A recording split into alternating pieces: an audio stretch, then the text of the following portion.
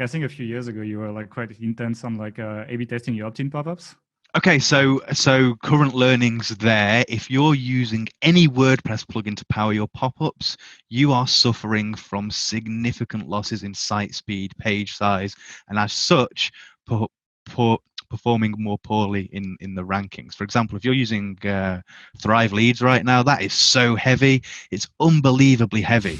And I changed it for OptinMonster We like did that too. a month ago, and Yeah. page size went from like 1.6 meg to 700k.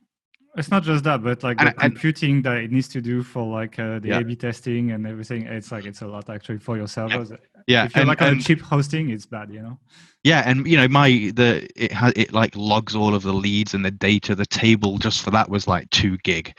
Did you try to open that lead report? Like when you have a lot of leads, it literally takes like an hour to load those Yeah, things. you can't. You just die. So, you know, I've done a lot of testing there, not just from a conversion point. And by the way, moving from Thrive Architect to Thrive Leads to OptinMonster tripled my conversions across the board. And literally, all I did was replicate every campaign I had in Thrive Leads, replicated in OptinMonster, and I just used OptinMonster's design template, same words, same images, just their templates. Boom, like cut sites, cut load time in half, cut page size in half, cut requests in half, like insane change, you know.